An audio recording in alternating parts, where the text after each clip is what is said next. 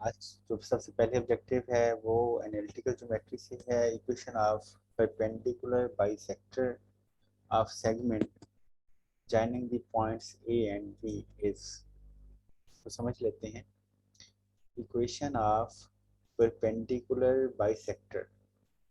Bisector का तो कल हमने डिस्कस किया था कि जो दो हिस्से, दो सेक्टर बना दे। बाई मतलब दो, सेक्टर मतलब हिस्सा।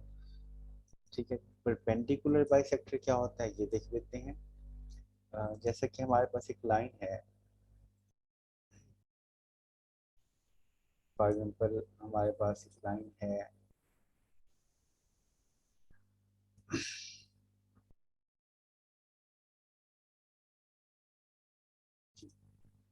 सच टाइप ऑफ लाइन, हमारे पास एक लाइन है।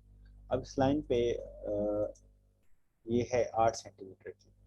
तो यहाँ से हम कट करते हैं और यहाँ से इधर ये 4 सेंटीमीटर है और यहाँ से इधर ये क्या है, 4 सेंटीमीटर है। तो मतलब इस लाइन में इस लाइन को बाइसेक्ट कर दिया है, यानी इसके दो हिस्से कर दिए हैं।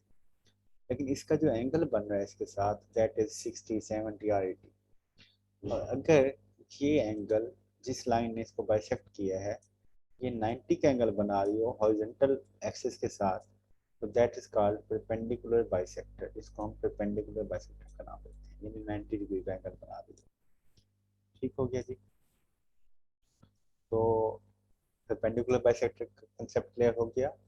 आप सेगमेंट, एक सेगमेंट, लाइन सेगमेंट बताया था कि दो पॉइंट को मिलाने वाला जो हमारे पास लाइन है उसको लाइन सेगमेंट कहलाती है। Joining the point A and B, वो दो पॉइंट्स को मीट कर रही है, ए और बी को। उसका जो परपेंडिकुलर बाइसेक्टर है उसकी इक्वेशन हमने फाइंड आउट करनी है। ठीक हो गया। अब मैं आपको स्टेटमेंट को थोड़ा ग्राफिकली समझ लेते हैं, आफ्टर दैट हम क्वेश्चन को स्टार्ट करते हैं कि कैसे इसको सॉल्व करना है। ये हमारे पास एक लाइन है। इस लाइन में हमारे पास ये पॉइंट ए है और ये पॉइंट क्या है, बी है हमारे पास। ठीक हो गया जी। ये दोनों पॉइंट्स गिवन है, इन दोनों पॉइंट्स को मिलाया हमने, तो हमारे पास एक लाइन बन गई, दैट लाइन। ठीक हो गया। तो वो कहता है कि इसमें क्या है, परपेंडिकुलर बाइसेक्टर है, यानी एक बाइसेक्टर जो कि इस लाइन को हाफ कर देता है और 90 का एंगल भी बना रहा है इस लाइन के साथ। ठीक है। इसकी इक्वेशन मालूम करनी है। तो ये जो बाइसेक्टर है, परपेंडिकुलर बाइसेक्टर, ये एक लाइन है। ठीक हो गया। जो लाइन है उसकी इक्वेशन होती है हमारे पास y minus y one, that is equal to m times x minus x one. ठीक हो गया। x minus x one. अब इसमें हमें चाहिए m स्लोप y1 और x1। कल भी डिफाइन किया था, इसलिए आज इसके ज़्यादा टाइम नहीं लगाएंगे। अब पॉइंट हमें ढूंढना है x1 y1 और स्लोप ढूंढनी है हमें। जी, इसके लिए हमें क्या करना पड़ेगा।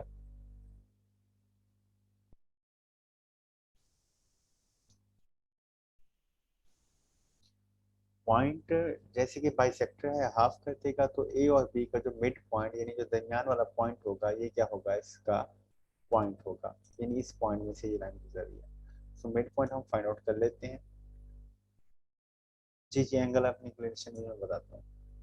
जी, तो हम पहले ये पॉइंट मालूम कर लेते हैं। तो एक पॉइंट मालूम हो जाएगा जो कि इस लाइन में से पास हो रहा है।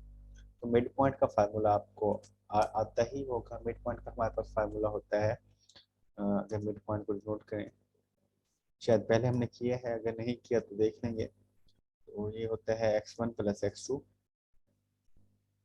x1 plus x2 over 2, comma, इसी तरह y1 plus y2 over 2, y1 plus y2 over 2। तो ये हमारे पास मिड पॉइंट आ जाएगा। और यही मिड पॉइंट जो है हमारे पास है,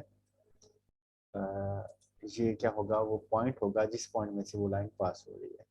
अब अगर हम देखें क्वेश्चन में, तो हमारे पास ए के पॉइंट है 3 व 5, बी के हैं 9 व 8। ए के हैं 3 व 5, बी के हैं 9 व 8, 9 व 8। ठीक हो गया जी। यानी ये x1 है, ये y1, x2 y2। अब मिड पॉइंट निकालें तो 3 जमा 9 12, 12/2 क्या आएगा, 6 आएगा। Mid point x for y that is equal to 6 comma, अच्छा 5 जमा 8 13, 13/2, ये दूसरा पॉइंट आ जाएगा 13/2। ठीक हो गया जी। तो हमारे पास ये वाला पॉइंट आ गया जिसमें से ये लाइन पास हो रही है, यानी x1 y1 की वैल्यूज आ गई। अब हमें स्लोप चाहिए। स्लोप के लिए ये है कि ये एक लाइन हॉरिजॉन्टल लाइन है, ये वर्टिकल लाइन है और ये इसके परपेंडिकुलर है। जब दो लाइंस परपेंडिकुलर हों तो अगर एक की स्लोप m1 है तो जो दूसरे की स्लोप है वो उसके नेगेटिव रेसिप्रोकल के इक्वल होती है, यानी -1/m2 के इक्वल होती है। ठीक हो गया जी। और अगर लाइंस पैरेलल हों तो स्लोप्स आपस में इक्वल होती हैं, यानी अगर दो लाइन आपस में पैरेलल हैं तो पहली लाइन की स्लोप दूसरी लाइन की स्लोप के बराबर होती है। अगर परपेंडिकुलर है तो ये केस बन जाता है। आप इस केस को ऐसे भी लिख सकते हैं जैसा कि m1 m2 that is equal to -1, ये भी लिखा जा सकता है। ठीक हो गया। या फिर ये भी आप कर सकते हैं कि m1 m2 +1 is equal to 0। ये डिफरेंट वो कुछ भी बना सकता है कि दो लाइंस परपेंडिकुलर हैं तो ये कंडीशन हो सकती है, ये भी हो सकती है, या फिर ये भी हो सकती है। ये तीन ऑब्जेक्टिव बन सकती हैं। और पैरेलल के लिए स्लोप्स क्या होती हैं, इक्वल होती हैं अगर दो लाइंस पैरेलल हो तो। ठीक है। तो अब हम क्या करते हैं, हम इस लाइन की स्लोप मालूम कर लेते हैं। इस लाइन की स्लोप कैसे मालूम होगी? फार्मूला होता है स्लोप का y2 - y1। मैं स्लोप का फार्मूला बता देता हूँ जी। स्लोप को हम डिनोट करते हैं m के साथ, और that is equal to y2 - y1, y2 - y1 over x2 - x1, x2 - x1। ठीक हो गया जी। तो इसमें हम वैल्यूज पुट करते हैं, यही ए और बी वाली वैल्यूज पुट कर देंगे जो यहाँ पे हैं। y2 क्या है हमारे पास 8 है, y1 क्या है 5 है, 8 - 5 दैट इज इक्वल टू 3, और x2 - x1, x2 हमारे पास है 9 - 3 that is equal to 6, so that is equal to 1/2। तो 1/2 हमारे पास क्या बन गई, स्लोप बन गई उस लाइन की जो कि हॉरिजॉन्टल लाइन है। ठीक हो गया। हॉरिजॉन्टल लाइन की स्लोप जो है हमारे पास m इज इक्वल टू 1/2 आ गई। तो इस हिसाब से अगर हमने इस लाइन की स्लोप मालूम करनी है जो कि ये है, तो हमने इसका नेगेटिव रेसिप्रोकल लेना है। नेगेटिव रेसिप्रोकल, रेसिप्रोकल बनेगा 2 और नेगेटिव के साथ तो इसकी स्लोप बन जाती है -2। तो जी हमने उस लाइन की मदद से इस लाइन की स्लोप मालूम कर ली और हमने इसका पॉइंट मालूम कर लिया जो कि x1 और y1 होगा। ठीक हो गया जी। तो ये हमारे पास पॉइंट था x1 y1, और स्लोप आपके पास आ जाती है, उसको हम कह देते हैं m1 से नोट कर देते हैं for example that is equal to -2, और हम पुट करेंगे तो हमारे पास इक्वेशन आ जाएगी y - y1। अब y1 क्या है 13/2 है, 13/2। ठीक हो गया। That is equal to m क्या है -2 है, इंटू x माइनस x1 आपके पास क्या है जी 6 है। ठीक हो गया। अब इसमें आप इसको सॉल्व करेंगे और आपके पास आंसर आ जाएगा। ठीक हो गया जी। और इसको सॉल्व करने के बाद आप इसका आंसर जो है वो देख लेंगे कि इनमें से कौन सी क्वेश्चन बन रही है। सॉल्व ऐसे करना है कि एक्स सब सारी वैल्यूज को एक साइड पे लेके आएंगे आप। ठीक हो गया। नेक्स्ट ऑब्जेक्टिव पे मूव करते हैं। Domain of that function when f is equal to that. बल्कि ये ऑब्जेक्टिव आप लोगों को आती होगी, और मैं आपको अगर कहें तो मैं 2 मिनट दे देता हूँ, इसकी डोमेन मुझे बता देंगे, बल्कि इसका आंसर मुझे बता दें, ये लिखा हुआ है जल्दी से। आपको मैं 2 मिनट दे रहा हूँ सबको।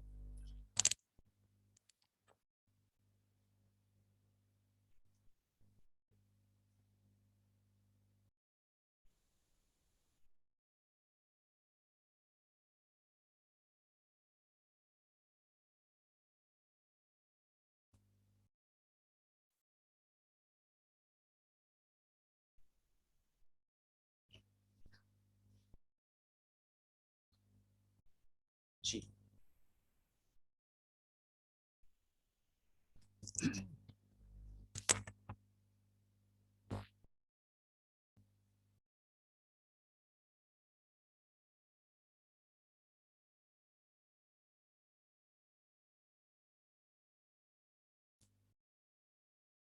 किसी को आइडिया हुआ सर?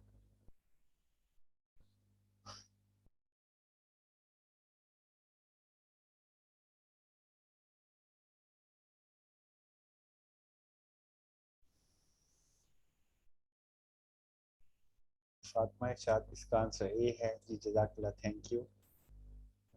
मुश्ताबा अयूब, पहला तो इसका है। खदीजा मुस्तफा बी है, ठीक है जी, थैंक यू, बहुत अच्छा। दो बच्चों ने ए पार्ट का बताया है, एक बच्चे ने बी पार्ट बताया है। सज्जल बी, बख्तावर अगेन आप बी, खदीजा अब्दुल बी।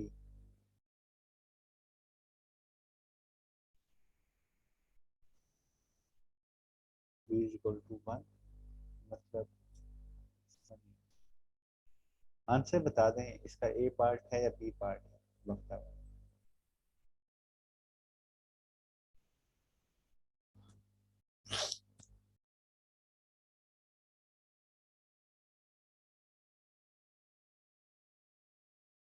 मैं ये सेकंड ऑब्जेक्टिव का पूछ रहा हूँ, डोमेन और रेंज वाले का। जी जज़ाकल्लाह, B option is correct option. कैसे करेक्ट है ये हम देख लेते हैं जी। ये हमारे पास है, इसकी हमने डोमेन देखनी है। डोमेन हमने एफ इनवर्स की चेक करनी है, एफ की डोमेन नहीं चेक करनी। मतलब जो इसकी रेंज होगी वही हमारे पास क्या होगी, एफ इनवर्स की डोमेन होगी। अब एक्स की हम जो भी वैल्यू पुट करते हैं, अगर हम इसको 1 पुट करते हैं तो 1 - 1 क्या आ जाएगा, 0 आ जाएगा। मैंने आपको जस्ट ये बताया था कि अगर सिंपल इसकी डोमेन देख लेते हैं पहले, क्वेश्चन को छोड़ के ना। सिंपल ये बताया था कि आपके पास स्क्वायर रूट के अंदर आंसर नेगेटिव इंटीजर ना हो, तो उसके लिए मैंने हल ये बताया था कि आप जो इसको है x-1, इस, इसको आप greater than equal to 0 put करेंगे, और यहाँ से आपके पास x की वैल्यू आ जाएगी, मतलब that is greater than equal to 1। तो इसका मतलब क्या हुआ कि आपके पास जो डोमेन बनती है वो होगी 1 से पॉजिटिव इन्फिनिटी। अब 1 क्लोज इंटरवल में होगा, और पॉजिटिव इन्फिनिटी जो है ये हमारे पास ओपन इंटरवल में होती है हमेशा। तो ये इसकी डोमेन होगी। जब हम ये पुट करते हैं, जब 1 पुट करेंगे तो 1 - 1 0, तो 0 का अंडर 0 आ जाता है, तो आपके पास आंसर आएगा 2। ठीक हो गया। और आगे जो भी वैल्यू पुट करते जाएंगे तो आपके पास आंसर एक वैलिड नंबर होगा, और ये बढ़ता जाएगा, कम नहीं होगा। तो इसकी रेंज जो बनेगी वो बनेगी 2 एंड पॉजिटिव इन्फिनिटी। ठीक हो गया। तो इसकी डोमेन, इस फंक्शन की डोमेन जो है, domain of F that is equal to that value, and range of F that is equal to that value.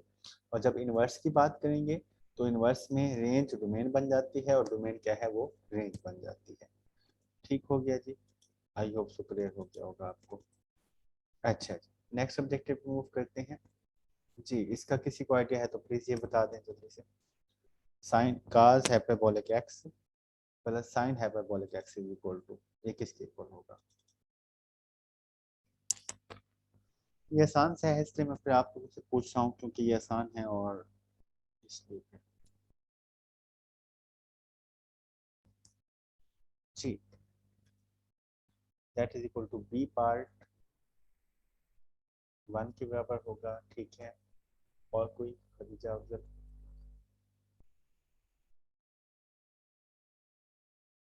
जी, ये आसान है, इसलिए फिर आपको तकलीफ दे रहे हैं इस चीज़ की। जी 1, ओके, जजाकल्ला। जी आप सबका आंसर गलत है। अच्छा जी, काज हाइपरबोलिक के एक्स प्लस साइन हाइपरबोलिक के एक्स, इसको सॉल्व कर लेते हैं जी। इसके लिए पहले तो आपको काज हाइपरबोलिक एक्स की वैल्यू का आइडिया होना चाहिए। After that sine hyperbolic X की वैल्यू का आइडिया होना चाहिए आपको। ठीक है, then we can discuss it. तो काज हाइपरबोलिक एक्स की जो वैल्यू होती है ये इक्वल होती है ई की पावर एक्स प्लस ई की power negative x. Second year अगर आप उठा के देखें तो उसमें ये चीज़ इंक्लूड है, चैप्टर 1 नंबर 1 में है। ठीक है। तो ये काज की वैल्यू होती है सर, इसी तरह ये साइन की वैल्यू होती है हमारे पास। ठीक है। साइन में नेगेटिव आ जाता है और काज में पॉजिटिव होता है। जब हमने इसका स्केयर लेना है, तो स्केयर मतलब जब इसका आप स्केयर लेंगे, यानी काज हाइपरबोलिक स्केयर एक्स, तो वो ये बनेगा जी, ए स्केयर प्लस बी स्केयर, ठीक हो गया जी, और प्लस 2ab होता है, यानी 2 ई की पावर एक्स डॉट ई की पावर नेगेटिव एक्स। ठीक हो गया सर। और 2 का स्केयर बन जाएगा 4। सिमिलरली इस साइन हाइपरबोलिक एक्स का अगर हम स्केयर लेते हैं तो वो भी कुछ इसी शेप से बनता है जैसे ये बना हुआ है। बस एक फर्क होगा, ये नेगेटिव का फार्मूला है, तो यहाँ पे जो +2 है ये -2 में होगा। ठीक हो गया। तो अगर e की पावर x और e की पावर नेगेटिव x को मल्टीप्लाई करें तो इसका आंसर 1 आता है। ठीक हो गया। तो आपके पास ये दो फार्मूलाज बन जाते हैं, कास हाइपरबोलिक स्क्वायर x के और साइन हाइपरबोलिक स्क्वायर x के। ठीक हो गया सर। तो हमने क्या करना है, इन दोनों को ऐड कर देना है, कास हाइपरबोलिक स्क्वायर x को और साइन हाइपरबोलिक स्क्वायर x को। Cos hyperbolic square x plus sine hyperbolic square x। ठीक है सर। तो इसका आंसर हमारे पास क्या आएगा जी, कास हाइपरबोलिक स्क्वायर x की वैल्यू को हम लिख लेते हैं plus sine hyperbolic square x की वैल्यू को लिख लेते हैं हम। ठीक हो गया सर। तो हमारे पास क्या आंसर आता है, एलसीएम 4 आएगा। तो हम देखते हैं +2 से -2 कट जाएगा, बाकी सारी वैल्यूज वैसे की वैसे ही आ जाएंगी। तो आपके पास क्या आंसर आएगा, 2 टाइम्स, अब ये दो वैल्यूज जो हैं उसमें भी हैं और इसमें भी हैं, इनको ऐड करेंगे तो 2 आ जाएगा। तो 2 हम कॉमन ले लेते हैं, नीचे क्या आ जाता है, 4 आ जाता है। ठीक हो गया। तो 2 से ये कट जाएगा, तो आपके पास जो आंसर बचेगा वो कुछ इस हिसाब से होगा कि 2 इधर से कट जाएगा सर और नीचे 2 आ जाएगा। ठीक हो गया। सो that is formula of cos hyperbolic 2x। cos hyperbolic 2x मतलब cos हाइपरबोलिक x जो है वो होता है, उसमें यहाँ पे x है, तो अगर 2x आ गया तो यहाँ पे भी x को हमने 2x से रिप्लेस कर दिया। ठीक हो गया। सो ये रिजल्ट आपको याद होना चाहिए। आई होप सो कि आपको समझ आ चुका होगा इसका आंसर। जी हाँ, इसके हवाले से मैं एक मजे की और बात बता देता हूँ आपको। यार शिट, गलत जगह पेस्ट कर दिया। ठीक है, ये पेस्ट कर दिया। अच्छा, इसके हवाले से मैं एक और मजे की बात आपको बता देता हूँ। अगर इसमें इसमें जैसे कि ये हमने अभी ऑब्जेक्टिव सॉल्व की है, इसी ऑब्जेक्टिव में हमारे पास ये आ जाता है काज हाइपरबोलिक एक्स स्क्वायर एक्स, और दरमियान में आ जाता है minus sign hyperbolic square x. तो इसका आंसर 1 होगा। ठीक हो गया जी, तो कंफ्यूज नहीं होना। पॉजिटिव होगा तो काज हाइपरबोलिक 2x बनेगा, अगर नेगेटिव होगा तो इसका आंसर जो है वो आपके पास क्या होगा, 1 के इक्वल आएगा। ठीक है, ये दूसरी ऑब्जेक्टिव जो इससे रिलेटेड थी, तो इसका आंसर ए बनेगा। ए को हम मेंशन कर देते हैं। ठीक हो गया सर। जी, नेक्स्ट ऑब्जेक्टिव पे मूव करते हैं। नेक्स्ट ऑब्जेक्टिव है हमारे पास point on the curve that is closest to point 3 and -1। ये थोड़ी सी लेंथी ऑब्जेक्टिव है, तो इसलिए मैं इसका आइडिया दे देता हूँ आपको, सोल्यूशन आप खुद ट्राई कीजिएगा, हो जाएगा आपसे। इसमें वो कहना क्या चाह रहा है, क्वेश्चन स्टेटमेंट ये है कि कर्व है हमारे पास y = x² - 1। मैं इस कर्व को देखना चाहूँगा कि ये ड्रा की हुई कैसे लगेगी। y = x² - 1, जी x² - 1 हम कर देते हैं। तो ये हमारे पास कुछ इस टाइप से कर्व बन जाती है। ठीक हो गया, ये कर्व है हमारे पास। ये कर्व जो है 1 में से पास हो रही है, -1 में से भी पास हो रही है, -4 में से, जो भी है -1 में से, -1 was 0, 1 was 0 up to 4। अच्छा जी, ये कर्व है, तो यहाँ से हमें आइडिया हो जाएगा कि वो क्या पूछना चाह रहा है। तो वो कहते हैं point on curve that is closest to that point, यानी 3 और नफी 1 के क्लोजेस्ट पॉइंट कौन से हैं। इस कर्व का कौन सा ऐसा पॉइंट है जो कि 3 और नफी 1, x +3 हो और y -1 हो। अब वो कहाँ पे बनेगा जी, x -3 यानी इधर बनेगा और y -1 यानी ये बनेगा। ठीक है, -3 है, सॉरी, हाँ 3 वो -1, x +3 है और y -1 यानी ये वाला। ये पॉइंट जो है वो कहता है कि इसके क्लोजेस्ट कौन सा पॉइंट है। ठीक है, ये पॉइंट है या कोई और पॉइंट है, अभी हमने यही चीज मैथमेटिकली डिस्कस कर ली है। तो स्टेटमेंट तो हमें समझ आ गई है, मेथडोलॉजी क्या है। क्लोजेस्ट का मतलब ये है कि जिसका डिस्टेंस मिनिमम हो। तो जब कर्व की बात हो और मिनिमम की बात हो, जी ये पैराबोला बनेगा। अच्छा जी, कोई भी क्वाड्रेटिक इक्वेशन हो वो हमेशा पैराबोला बनती है। कोई भी ऐसी इक्वेशन जिसमें वेरिएबल का हाईएस्ट पावर 1 है वो एक लीनियर इक्वेशन बनती है। अप टू सो ये पहले हम डिस्कस कर चुके हैं। अच्छा जी, तो मैं आपको हिंट देना चाह रहा हूँ कि जब भी कर्व की बात हो रही हो और मिनिमम या मैक्सिमम पॉइंट की बात हो रही हो तो देन हमें डिफरेंशियल इक्वेशन याद आ जाती है। ठीक हो गया। तो हमने क्या करना है जी, हमने इस जो कर्व गिवन है, ठीक है, इस कर्व को में से पॉइंट फाइंड आउट करना है। अब कैसे करना है वो देखते हैं। सबसे पहले हम देखते हैं ये पॉइंट कौन से हमारे पास 3 एंड -1। तो मैं इस पॉइंट को फ्लैट करके ए का नाम दे देता हूँ। ए पॉइंट है 3 एंड -1। ठीक हो गया। और वो पॉइंट जो हमने फाइंड करना है, तो मैथ की टर्मिनोलॉजी में हमेशा जो चीज़ हमने फाइंड करनी होती है उसको हम एक्स वाई का नाम देते हैं। ठीक है, सपोज कर लेते हैं। ठीक हो गया। यहाँ पे एक स्टूडेंट, जैसे कि हम ये क्वेश्चन पढ़ रहे हैं तो ऐसे ही मैंने मतलब बच्चों से बोला कि सर ऐसे होता है कि जो चीज़ हमने फाइंड करनी होती है, जैसे नंबर थ्योरी में कुछ क्वेश्चन फाइंड आउट करने होते हैं तो हम उनको सपोज कर लेते हैं। तो देन उसने कहा कि सर हम तो फिर कुछ भी सपोज कर सकते हैं ना। तो मैंने कहा जी सर हम कुछ भी सपोज कर सकते हैं। देन मैंने उनको एग्जांपल दी कि जब आपकी कोई चीज़ गुम हो जाती है, ठीक है, मतलब आप घर से उठे हैं, आप अपनी जॉब पे आए हैं, कॉलेज में, यूनिवर्सिटी में, तो जब आप आने लगे हैं तो आपके पास सेल फोन था, और जब आप कॉलेज पहुंचे आपके पास सेल फोन नहीं था। तो देन आप क्या करते हैं, तो आप माइंड में क्या आता है कि मैंने सेल फोन कहाँ रखा होगा। तो वो कहते हैं कि यहाँ रखा होगा, वहाँ रखा होगा। तो मैंने कहा आप सपोज कर रहे होते हैं ना जी। ठीक है।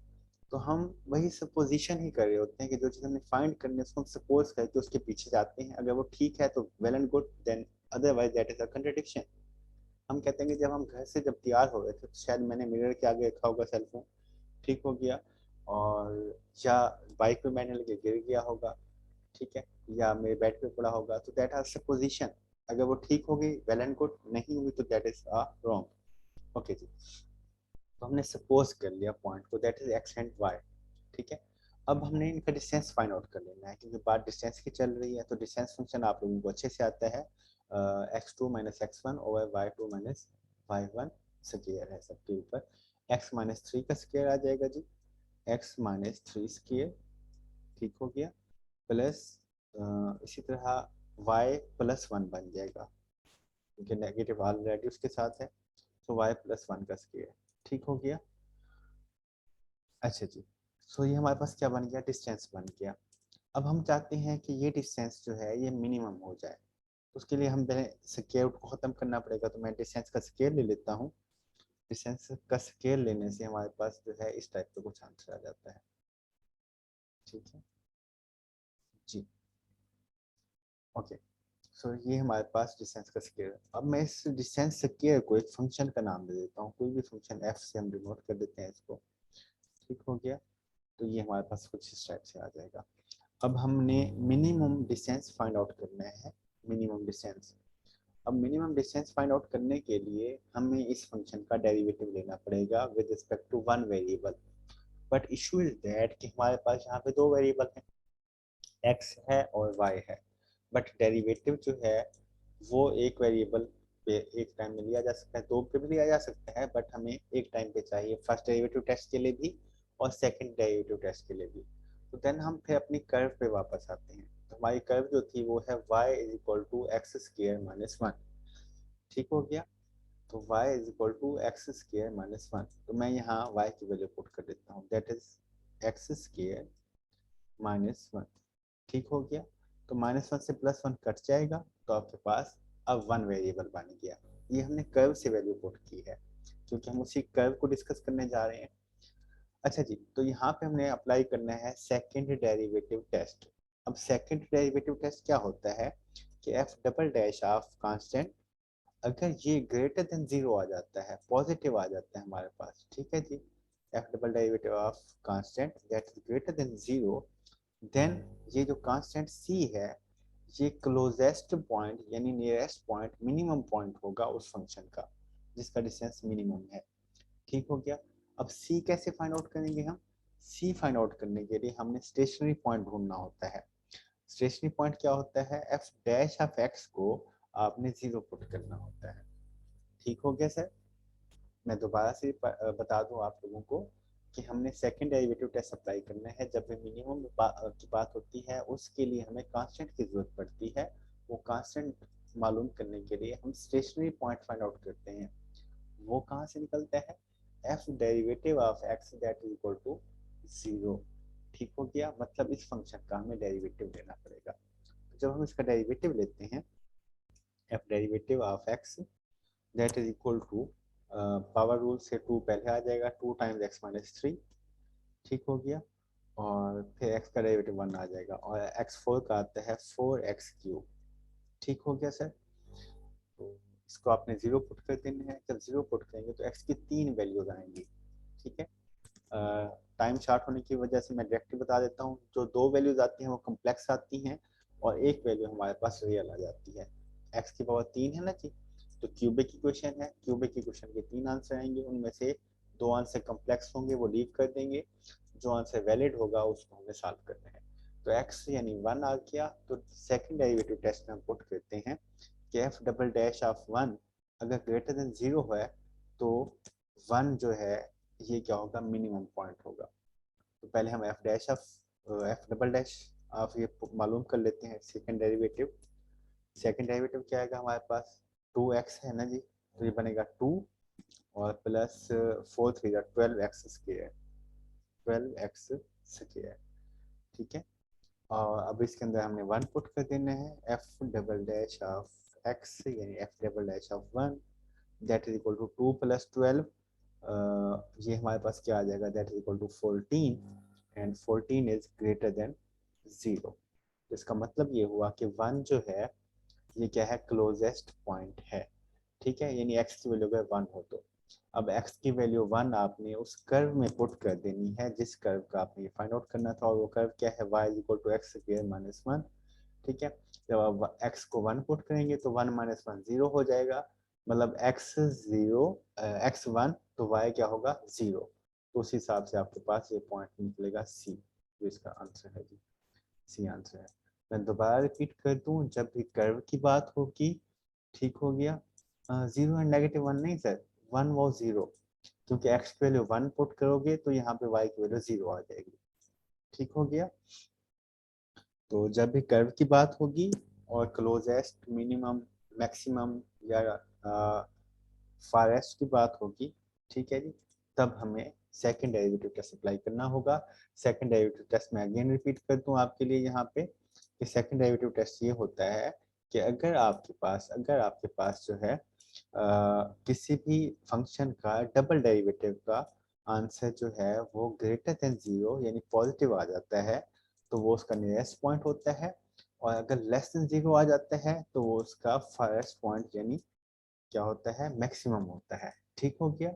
और ये पॉइंट कैसे निकालना होता है? स्टेशनरी पॉइंट की डेफिनेशन से। स्टेशनरी पॉइंट की डेफिनेशन ये होती है कि F dash of X is equal to 0।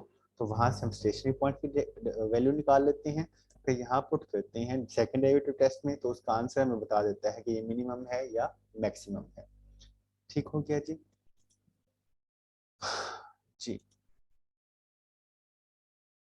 Graphical भी चेक कर सकते हैं मैम आप, लेकिन ये है कि ग्राफिकल में फिर आपको ग्राफ बनाना पड़ेगा। ठीक है? और उसके बाद फिर अगर आपका ग्राफ बिल्कुल एक्यूरेट है तो देन आपके पास बहुत ज़्यादा ऑप्शन बन जाते हैं।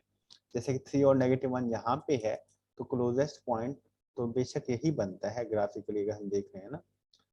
क्लोजेस्ट होल पॉइंट ये नहीं होगा कि आप 0.5 और 0 को कह दें, नहीं नहीं नहीं, क्लोजेस्ट होल पॉइंट तो वो यही आएगा।